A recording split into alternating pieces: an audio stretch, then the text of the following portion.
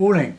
I've just primed this paper. It's Canson paper. I bought it in the USA last year. It's made in France. It's not. I didn't really get on with it, but for wetting wet it was okay. But I'm using it to paint these acrylics. It's more than suitable for that. It's £140. But it doesn't matter what you paint on. Acrylic, provided you've got the primer on, you can paint on anything from wood to metal to glass. It's a very, very versatile medium. It dries very, very quickly. And I'm thinking of what I did earlier in the week. This is Chichester Harbour. It doesn't look much like a harbour. The tide's out. But there are lots of inlets with farms. It's dikes all the way round to keep the water out. And it's a very, very beautiful part of southern England, in West Sussex. It goes between, it's on the border of Hampshire and West Sussex, between Chichester and Hayling Island. And there are lots of wild flowers here. I'm going to do a bit of the water, because you can't see it, the photo's too small, but it's there. But I'm going to enhance that a little and lighten it up a bit. It was an overcast day, but I'm going to try and make my greens with the blue burnt sienna, or the burnt sienna in the Winsor and Newton acrylic. I'll probably say with Daily Roundy, is a bit lighter than the student oil paints that I used to use. Well, I still do from time to time. The burnt sienna in oil is very rich and dark red, not burnt umber, it's lighter than that, but it mixes with ultramarine beautifully, and then you add a bit of lemon yellow to it and you've got glorious greens. So I'll try and see how we go with this, but I don't hold out too much hope. So the first thing to do is to sort out a brush and get cracking, get on with it. I'm sorry for all those of you that are following the line and washes and the watercolours, but I have to try to please everybody, and most of all I try to please myself. And of course, if you don't like my acrylics, you don't have to watch them. But while I'm on a bit of a roll, I'll do the acrylics for a while, and then it'll take me a while to get back into the watercolours and the line and wash. But rest assured, I will be going back to them. But I need a change as well. I need a break to do different things and try to make these more impressionist. So I'm not going to use any medium or water. Oh, incidentally, if you haven't watched my acrylics before, I use mostly, well, whatever I've got, but this is a PVA glue, woodworking adhesive. It's water resistant when it's dry, it's waterproof. It's a wonderful primer. It mixes well with acrylic paint because acrylic paint is bound with the same sort of stuff. It's all PVA glue, different refinements.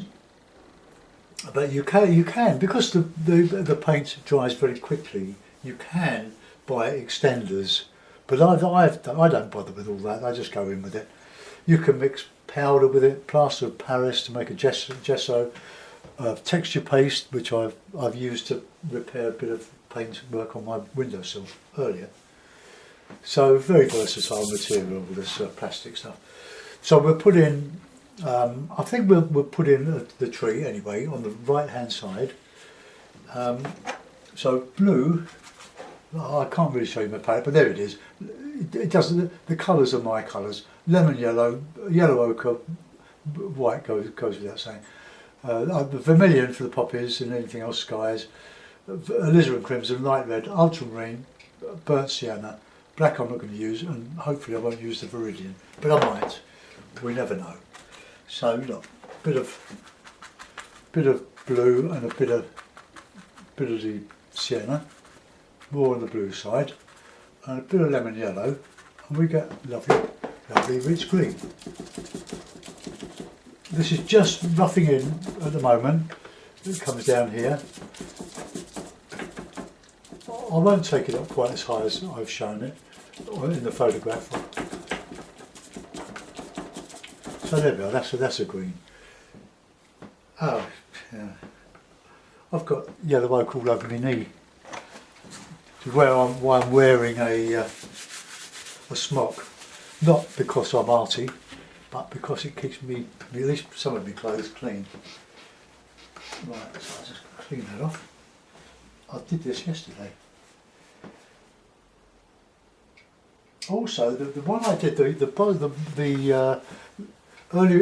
in the week, I did the wildflowers in Nr Bosham, and that's had more views in the first couple of days than any other painting over the last 6 months. So it's another reason why I'm quite happy to carry on with the acrylics. So I'll put in just some trees on this horizon here, just to remind me that they're there, and I can paint down to them. I'll clean the brush, and I'll put in some blue. Let's try blue and yellow ochre. All very thin at the moment. And then we'll put in a bit of sky colour, which will be the water.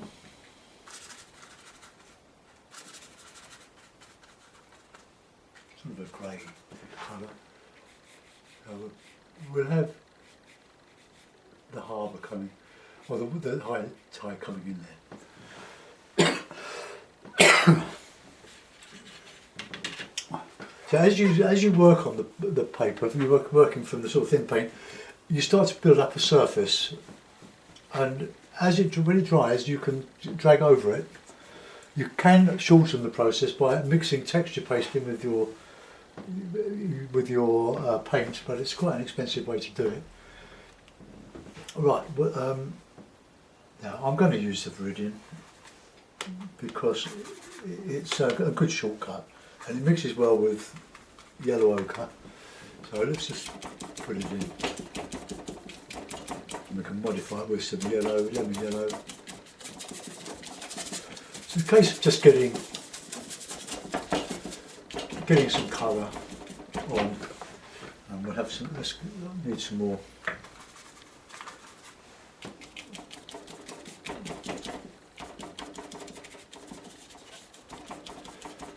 More paint on there.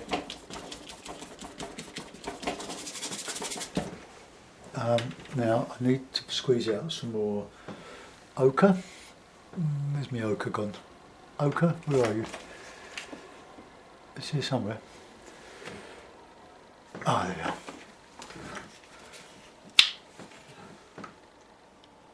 Good dollop of that, and a good dollop of lemon yellow, which is slowly running out. There we are. Right, let's use a different brush now. I've got this inch flat. That's an inch wide, but it's more like an inch and a half long. But it's a cracking brush. I've got half a dozen of these. I bought them years ago. They're cheap Chinese brushes. I got in a DIY shop. Right, let's put in some shadowy colour. Blue. It's no good being stingy with your paint. That's why it's good to use student quality, because you don't mind using it. If you use expensive artist quality, well, I've painted the ball then. Very nice. Keep the red, because that gives us a good foil for the subsequent yellows, greens.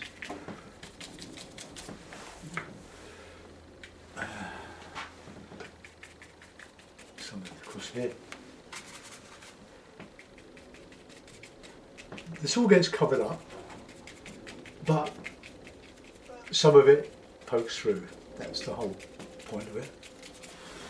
Right. Usually I paint my skies first. I'm painting down to the landscape. I think it gives a greater impact rather than superimposing the landscape over the sky. the sky painting down, it just, for some reason, it just seems to work. I want to go back in mixing some more of these greens and get that, strengthen up that tree. Oops.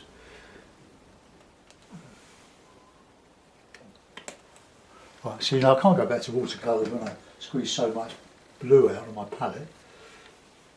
So I have to use it all up, you see. Right, okay. Blue, I'll show you the palette. Look, blue, burnt sienna makes a lovely dark. Which dark? Yeah, look at that. Needs to be darker. So, get it in. Don't hold back.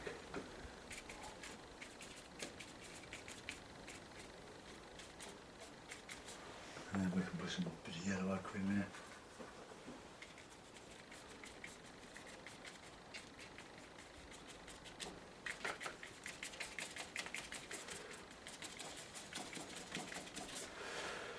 Right, there's some lighter colours in here. Catching the light. Now I want some nice red in there. Lots of colour. I do tend to paint on the dark side.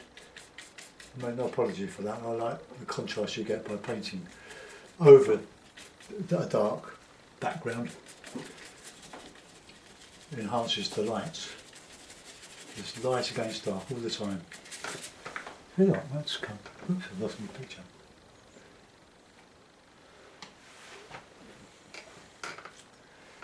So that's a sort of shadowy colour there.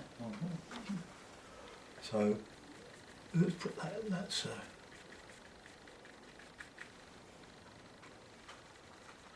alizarin. Now I think just the alizarin makes a lovely dark, which I forgot, which I could have used instead of the burnt sienna. So that's what I'll do. I'll do that when that dries off a little bit. Well, I can add a bit now, I think. Get this bit of dark. It's a warm dark.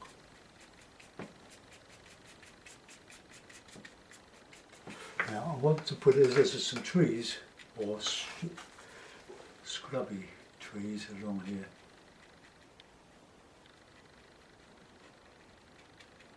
In the dark. And just thicken up the skyline, I think. They're sort of poplars.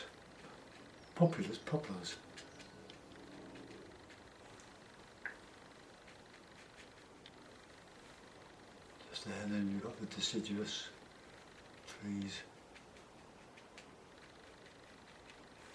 I can't see Bosham over there. It's looking towards Bosham. It's on the walk from Chidham around that particular peninsula. The Chidham, I call it the Chidham Peninsula. Had a lovely pint of beer at 10:30 in the morning. How disgusting. But these are higher, and they come up a bit higher there. So let's do it like that. So I made the background a bit lighter, but these, I think, yeah, they come. You can almost see the dike going around this, and that comes all the way across there. So let's just lighten that bit to separate it. Okay, got a bit more there.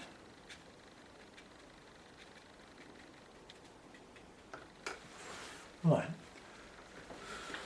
I now need some light green, so a bit of white mixed in with my lemon yellow. Just put that in.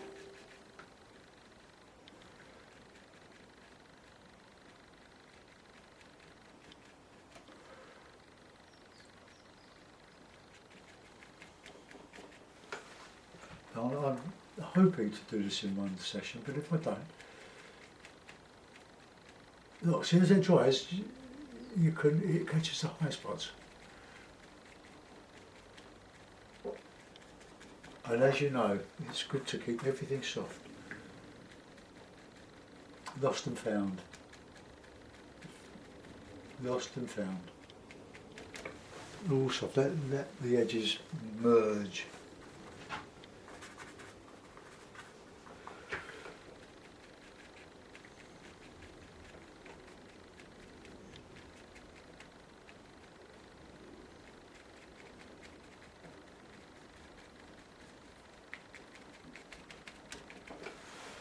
Oh, come on. A bit more distant here.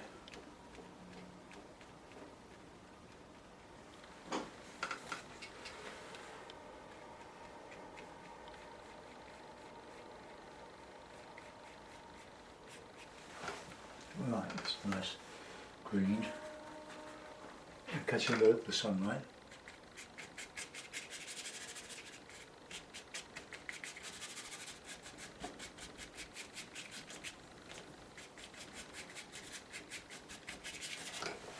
And we're coming into a shadow area down the bottom.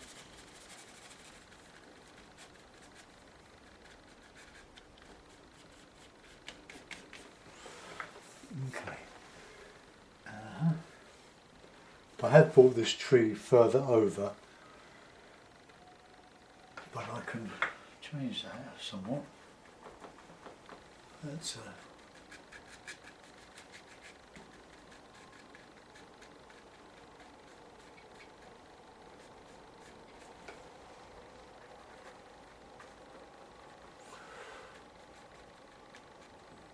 I've got to be careful here because that's where I want my inlet. I'm going to make it bigger, but because I know there is a dike around all this, I've got to be true to the whole sort of idea of the place, what it's all about.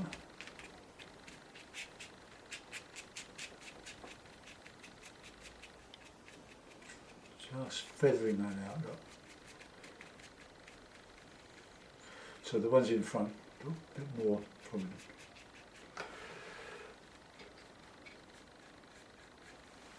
Okay. Put a brush here then. Right, now I'm going to put in some shadow area, a bit of a grey. There we go. So, alizarin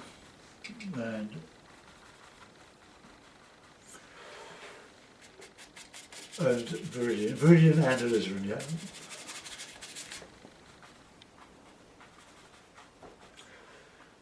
I mentioned in painting yesterday, or the day before, I used to use a lot of this in the trees, but with oil painting, but I used a lot of oil and I stippled with those big brushes and built up a surface, a texture, and it was really lovely. But they all sold. I hadn't got any of the finished paintings I did then. Never been to Venice, mind you, but I spent a year painting it.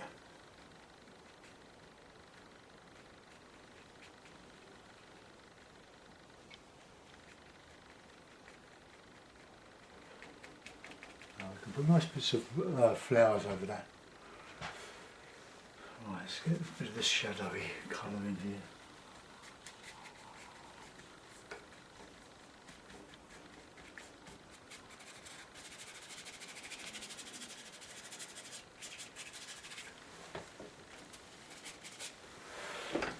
Good, but building up a sort of a landscape, I can see this sort of it sweeps around here, but it's not a dike.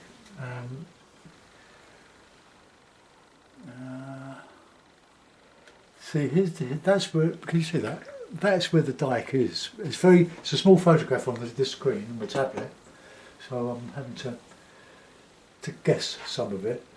But that's not right there. That needs to be hardened up a little bit.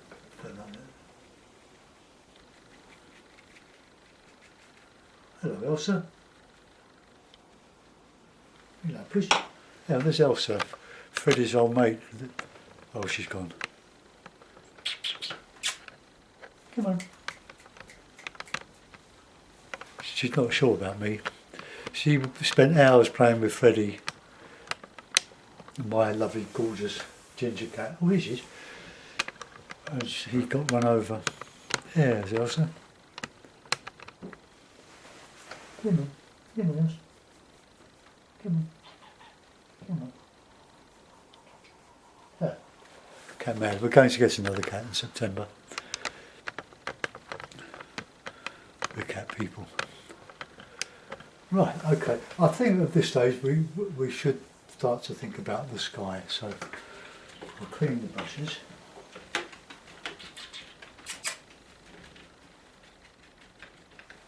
She's looking for Freddie, and he's been gone a couple of months. He was lovely. For those of you that knew him in the videos that I did of Elsa and Freddie bundling in the garden. Right, now, grey sky, so let's not be morose. Grey sky, bit of light red. Oh, let's just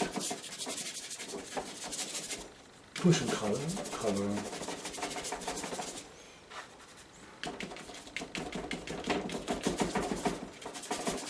Now, the old adage, make your skies of silver, not of lead. So, here I'm just covering all up now. But there'll be enough showing through that I can pick up on. I don't want much of the ground colour to show through.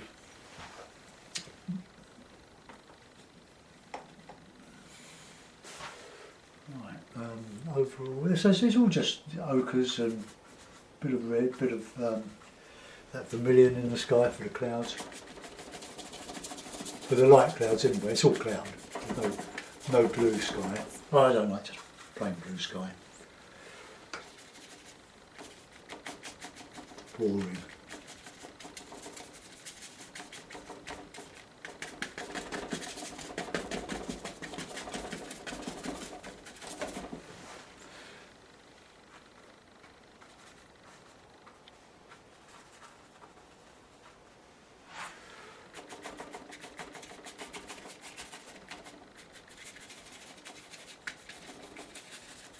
All the time building up a texture, go over the edges of the tree. We want some of the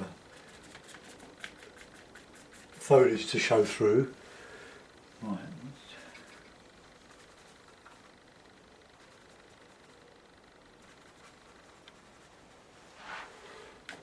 Good rich colour. I just do this until I can see something happening, and then I can model. Then I've got an idea of what's going where. There's a light on the horizon, but it's not always. If you've got a storm approaching from the horizon, over the horizon. Right, just let that settle down for a minute, just dry off. Go back somewhere else now. Otherwise, if I put too much wet on top of the semi-dry paint, it will just remove it and it will look horrible. So I just move into another area. So we go back into this clump of trees.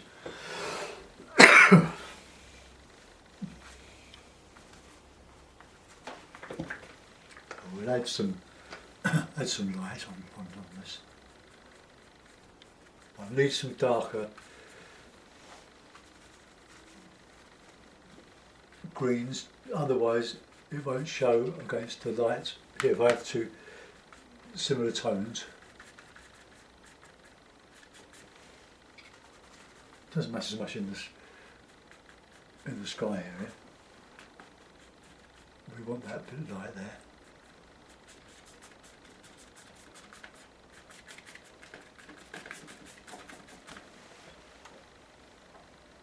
Okay, let's come down here.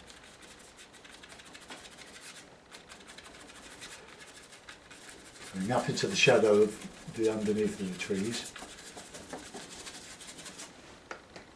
It's all indistinct there. Bit of red, alizarin crimson, viridian, to squeeze out some more viridian.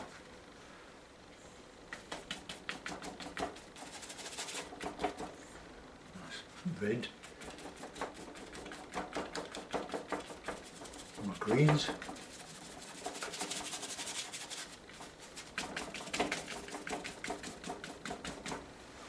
Okay.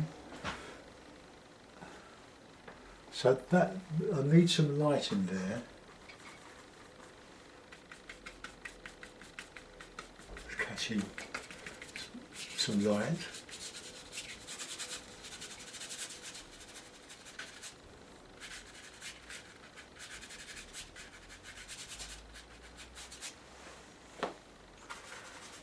Also some shadow.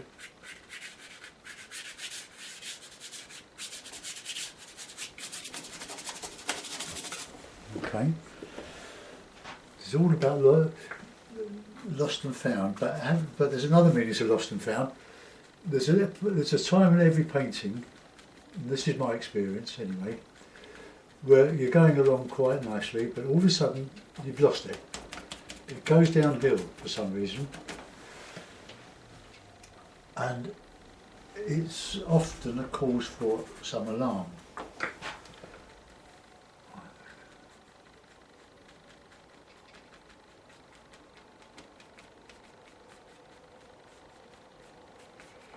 But then you work on and it all comes back again. Usually that time to go and have a cup of tea or something and turn it into a two-part video.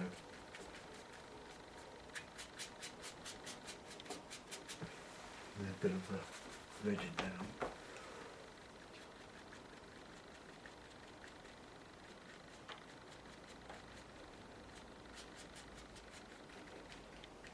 Right, I need, that's got a little bit up too high there.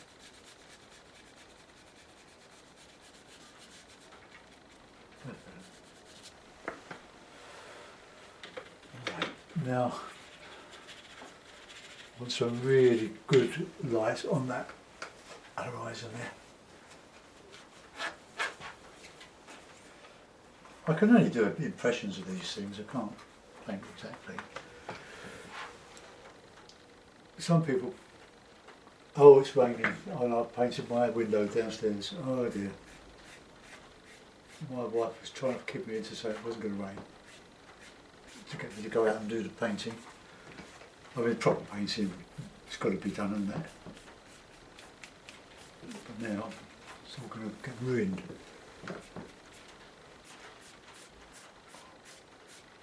Alright. I think I'm going to stop there because I need to go and see what's going on downstairs. Thanks for watching this one. I'll be back in about half an hour. Bye for now.